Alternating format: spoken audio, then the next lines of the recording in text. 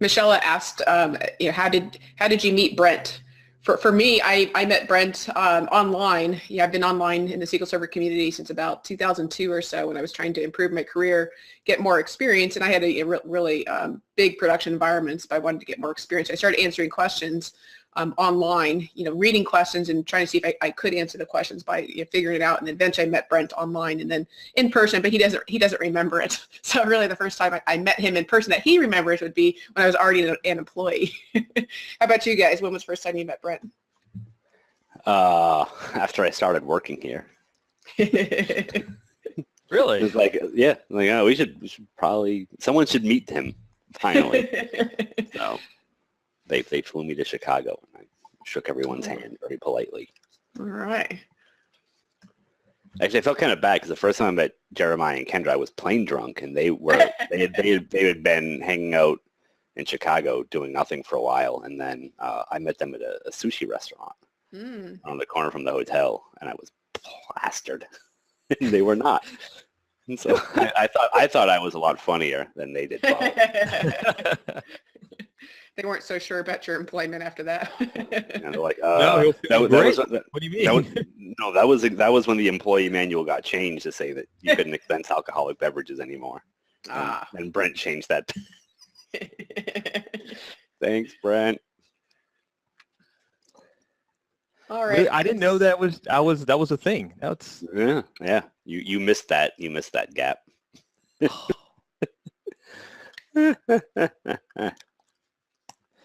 All right, it is 12:15, right? I guess that means we should probably try to answer someone's question about something. We just did. Thank you. Good night. Good job, everyone. All right, I'm asking the questions, so y'all got to answer them. Gordon asks, can you recommend a performance or load testing tool? Can I ask a follow-up question? Is that free, or how much money are you willing to spend on that? Tara, you have some load testing, or you don't have load testing. You used to crack the whip on a whole team of people who did load testing. Tell us about that. Yes, yeah, I've the last 3 jobs I've worked for companies that had a dedicated load testing team. So yeah, we spent money on the tools. We used enterprise level tools. I don't remember all of the tool names, but one of them was Load Runner. I have used some free tools on the side when I couldn't get testing time in the performance environment. The Atom Mechanics SQL query stress tools, an easy one for a DBA, just to generate some load on the system, because these tools are complicated. So it's not like I could just jump in and run a test. I had to wait for the performance team. One of the tools that my last job used was Visual Studio. I'm not exactly sure what they did in there, but definitely one of them. One of the applications used Visual Studio for the load testing tool. Dell Benchmark Factory is another cool one, but that these tools are expensive because that stuff is complicated, and you got to set up reads and writes and all sorts of other stuff going on. You got to turn a whole bunch of weird knobs, and I actually that's one of those jobs that's like I think that would be too hard for me. It seemed interesting. Oh yeah, it seems interesting, but I think that I would get lost in the minutia of it. Like, okay, so what if I have this many users doing this and this many users doing that, and I would there's too many options there for me. I would need someone to keep me in line. I wouldn't be able to just do that on my own. All right, let's move on then. Bill asks, what is a good book or resource for learning OLAP and OLAP cubes? I have no idea. I've never done any such thing. We tend to stick to mostly, core SQL engine stuff here. We don't really do a whole lot with OLAP or, analysis services or any of that crazy stuff. So I actually don't have a good answer there. I've never even. I've spent my career avoiding OLAP. So I've once installed analysis services, but that's about it. Yeah. I've never even heard anyone say, "Oh, I read this great book on OLAP cubes recently." There probably are some great resources out there. We're just not the right people to ask. Maybe post a question on Twitter, use the SQL help hashtag, and I'm sure someone can give you an answer there. Yeah. All right, Tara. Here's one that's right up your alley. So Brent gets this right. Now it's my turn to screw it up. Michelle asks, how do you stop sysadmin Windows updates from restarting SQL Server? Why is it? Why do I get to answer this? Just because my companies have put that on my monthly patches. Badass production DBA since you were 12. Yeah. You could good answer. No. I did graduate from college before, and I did not go to college early. I just, I look young. I am older than you, Eric. I've worked for companies that had a sysadmin team, and we use the System Center SCCM tool to manage all that stuff, and you just uncheck the box that you don't want it to reboot. Or maybe we would just have it download the updates to the server, and then we would manually install them and reboot them. So it just depended upon the environment. There are some environments that we would have it install, reboot the whole thing. Some environments we needed more control of it. Other environments we needed to, to make sure the failovers were done correctly because we were using multiple instances on some clusters. But I don't know, as far as if you're just using Windows updates and scheduling that way, I'm not sure. SCCM is very, very powerful tool and expensive again in enterprise level product. Yeah, you might even be able to set something in group policy that would prevent that from happening, but I am not anywhere near as good at group policy as I could be to tell you exactly how to do that. Let's see here. Dorian asks, what are some best practices for defrag and update stats for Columnstore indexes? God, that's, it's so new. I don't think there are best practices yet.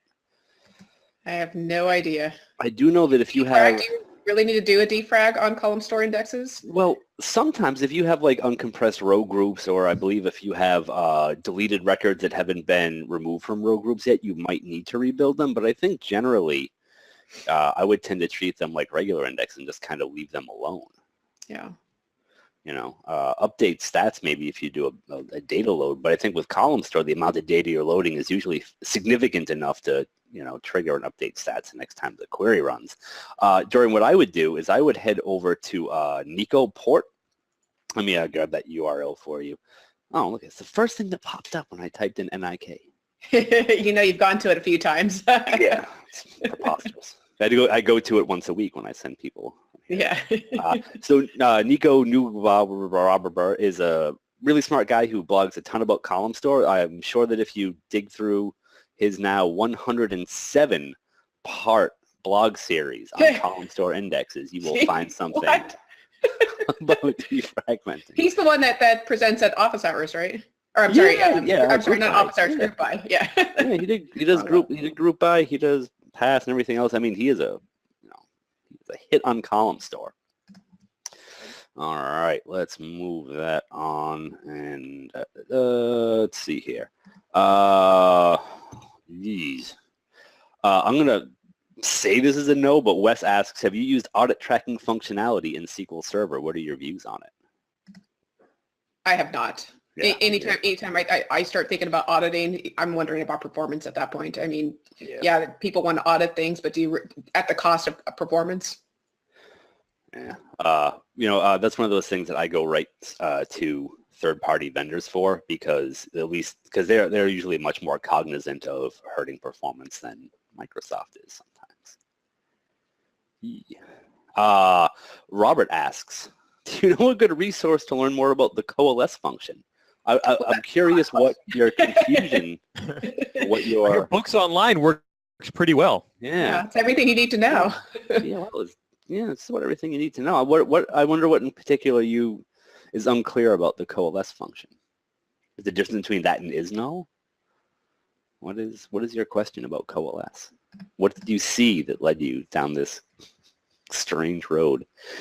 Let's see here. Gordon asks, is it possible to add another node to a cluster but specify different storage? I mean, it needs to be shared storage. I mean, you can point to multiple SANs in one cluster, but they still have to both look at the same. They both have to look at them. I'm going to go out on a limb and say that if you point to different storage, failover is going to be tricky. Trying to imagine. Yeah, I mean, in an availability group cluster, I mean, when people start talking about saying nodes in cluster, I'm assuming that they're talking about a failover cluster instance. Those terminology still exists in availability groups, but I mean, but just no one talks about availability groups using that. Exactly. Yeah, they still are nodes in the cluster. Yeah, but people just don't use those terms. Until Alan Hurt comes around and spanks them, then we know. All right, so Gordon, you might want to clarify that a little bit. Let me clean up some of these questions here. Oh, Wes, geez, no. ActiveX modules, SSRS, come on, man, this is office hours. Pal, got nothing on that one. Let's see here. James asks if there are any new training videos coming soon, and yes, shocking. Maybe like 1 million from Eric. He did like 100 in a day or something. Most of them were short. They were, I did 17, 18 videos that are all sort of like more, not like performance, like DBA focused stuff, like, you know, to-do list stuff, like setting up database mail and the remote DAC and how to use things and how to set up index and statistics maintenance with Ola Hallengren. So there's lots of good stuff in there, but they are shorter videos. They're not long videos like T-SQL Level Up 2. And, let's see here. Oh, Robert posted all his code ever. Robert, I'm not reading that.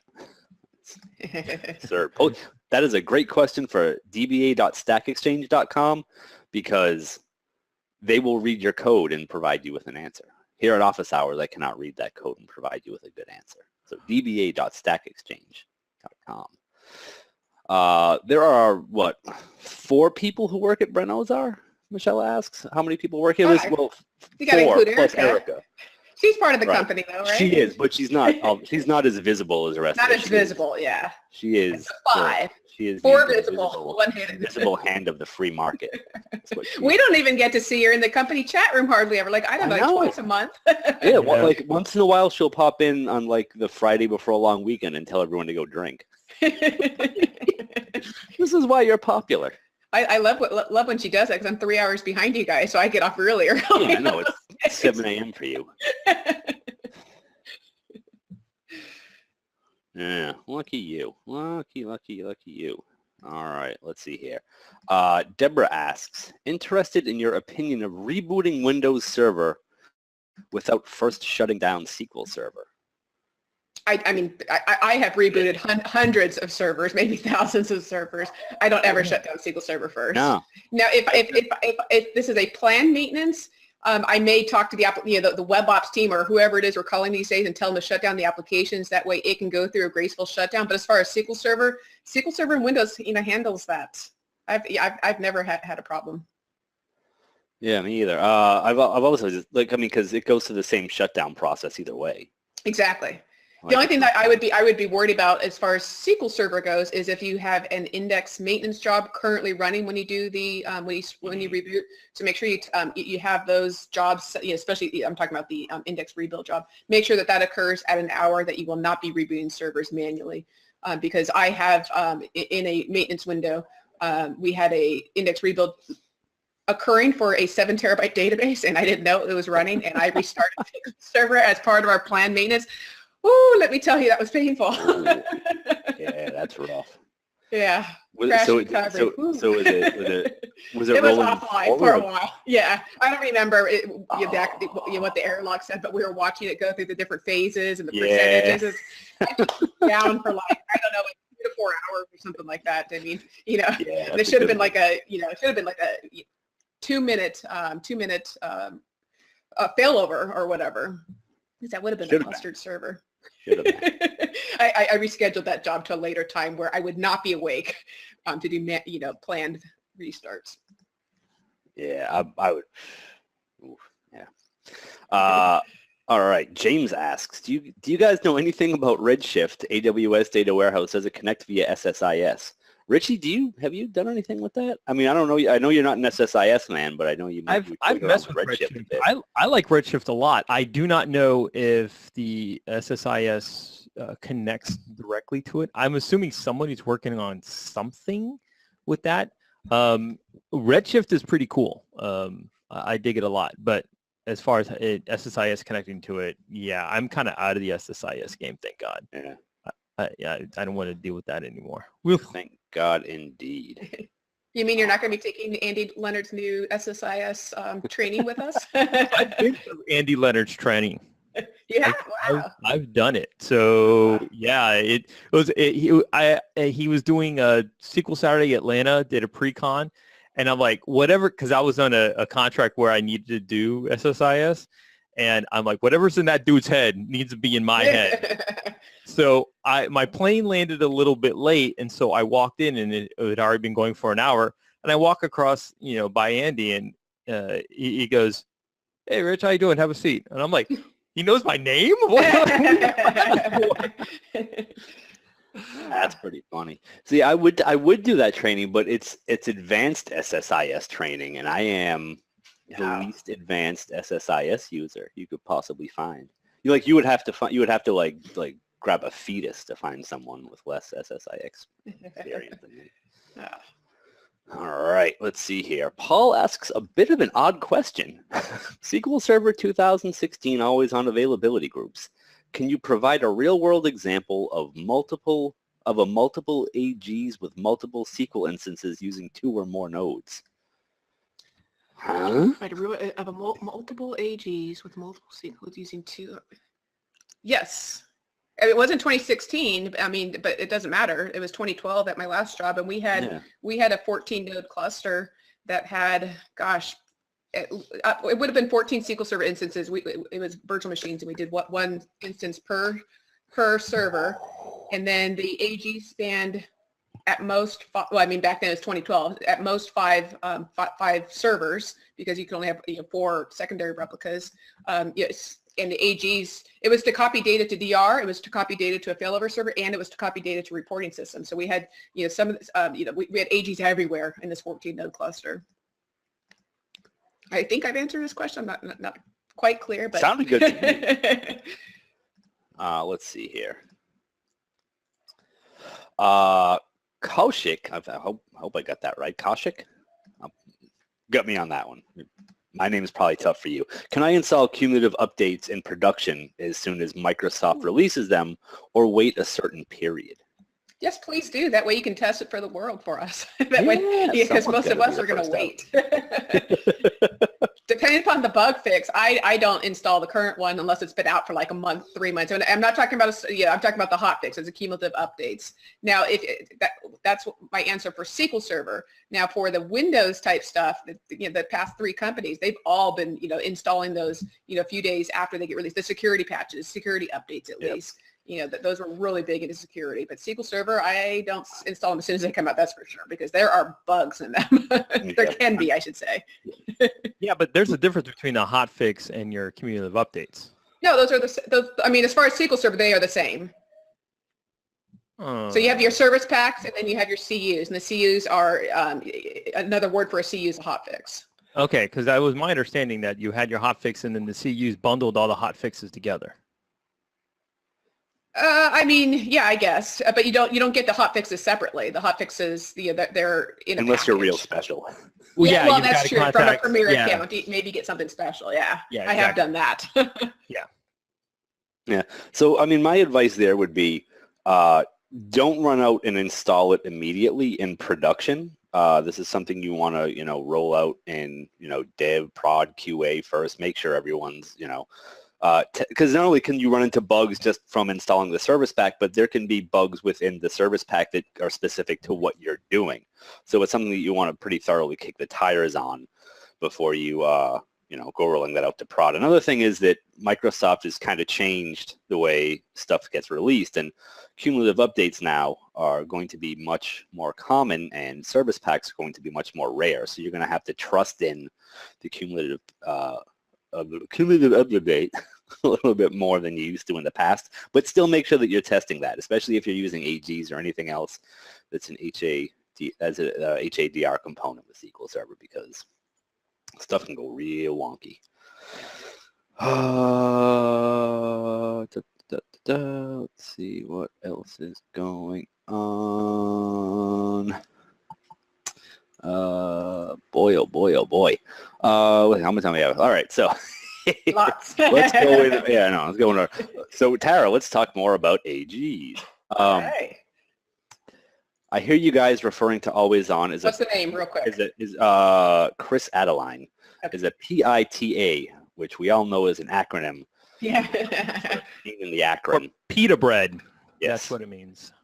Yes, enjoy your hummus, sir. Is it worth looking at? We're using clustering now, but there's no storage or site redundancy with it. So what? So I like availability groups. I love them. I've had great success with failover cluster instances. I was at the time when we were looking at availability groups, we were using failover cluster instances for high availability. We were using asynchronous database mirroring for disaster recovery and log shipping in the past as well. And we were also using transactional replication for reporting, the reporting system. So three different features for one system. Add in availability groups and you can get rid of those three features, and it provided everything we needed for HA, DR, and reporting. So I really like them, but it does take clustering knowledge. It's going to take a lot of your time. Troubleshooting is hard. You need to understand what, if you're going to be, running reports on the readable secondary, you need to understand, statistics, and the indexes are from the main system. So there's a lot of things that you need to know, and you need to make sure that you have understanding of clustering and quorum and votes so that you don't cause unexpected outages. There is a GUIs for availability groups, and so people have set them up and caused production outages because they did not understand them. Whereas failover cluster instance, it's very complex to do. And so you usually have a lot of knowledge when you've set up a failover cluster instance. Well, I've set them up, so I don't know. maybe right, you may be wrong. Who knows? I think it really depends on your level of experience and your comfort with SQL Server. If you are very comfortable with failover clusters and you're not terribly comfortable with SQL Server, or so you haven't used like mirroring or anything of that nature, I would stick with the basics. I would just go with log shipping or something simple that is easy for non lifetime DBAs to wrap their heads around. Tara. So if you haven't really done much with, availability or stuff like that, I would say keep it simple with log shipping. Don't mirroring them a little bit, on just because, it is deprecated, but it's still pretty cool. Yeah.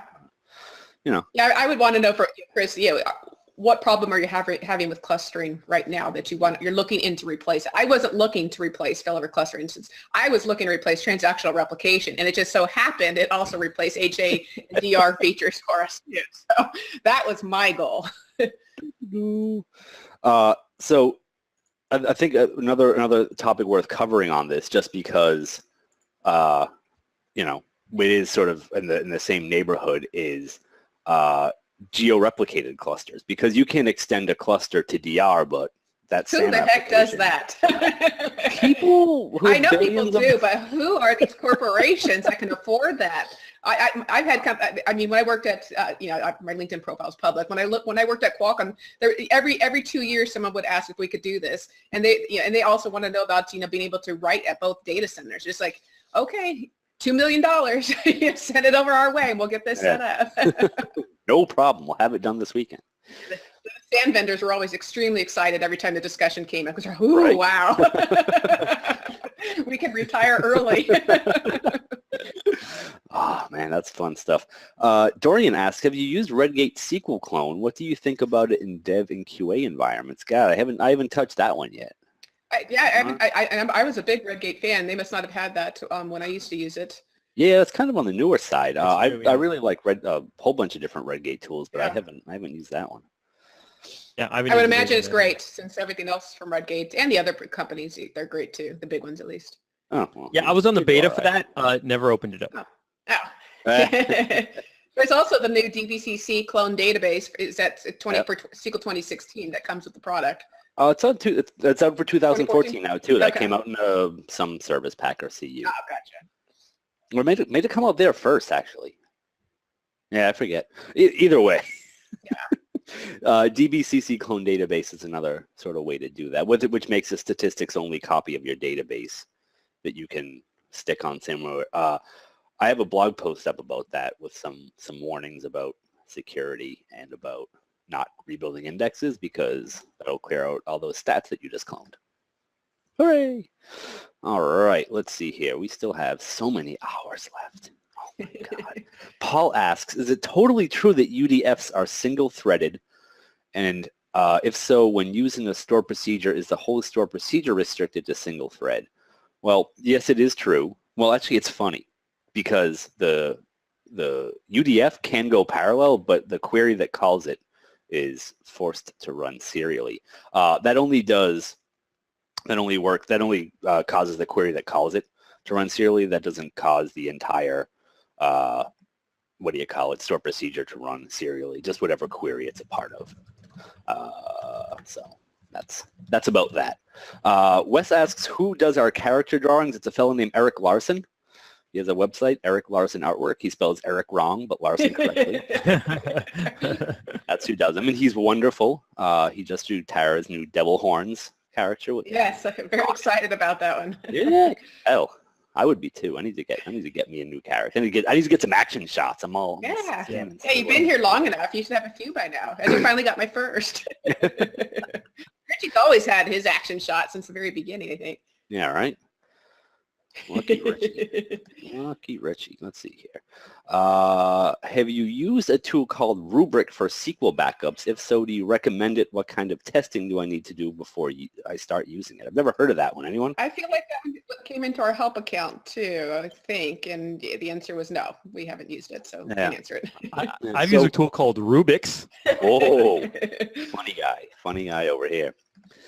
So what I would say about that is I would, put it on the same level as any other SQL database backup tool. Make sure that you're not taking dirty snaps. Make sure that it quiesces drive activity. Make sure that your testing restores, and also keep an eye on the error log, because you want to make sure that it's not. Keep an eye in the error log. There will be IO frozen and IO thawing messages.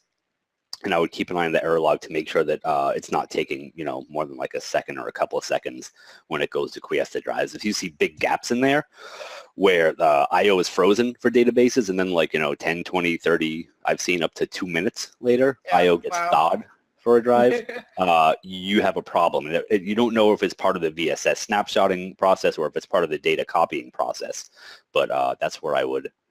I had a recent client that I forget what product they were using, but it was doing was quiescing, freezing the IO, and then unfreezing it. I think that only took when I say only, but let's just say 5 seconds. But it would cause such a slowdown for the rest of the day because that system had such high write throughput that they it started getting like a backlog. And so you could see the system performing fine, and then once that's it happened, I would be frozen. It would take an hour before the system was running well again. And they were trying to do that process very frequently. I know Microsoft recommends not to do it any more frequent than every 4 hours. Oh, wow. Oh, yeah, because was that the write log people, or was that? I don't remember. Yeah, something like that, maybe. Yeah. Okay. Because I remember hearing about the write log thing, and yeah, I was like, that sounds about right. That's brutal. Sorry, I get a notification code. Notification. Hell. All right, let's see. What do we have next here? What do you think about the new SQL Server 2016 data masking and Informatica dynamic data masking? I've never touched. I say Informatica, I'm out. Yeah, right. I've supported systems where Informatica touched SQL servers, and it was not fun. Yeah, and it was funny, when I first started working here, a buddy of mine was working at Harvard doing a whole bunch of ETL with Informatica tools. And he was like, yeah, can you do any testing on that? And I was like, no. No, thank you. Do that.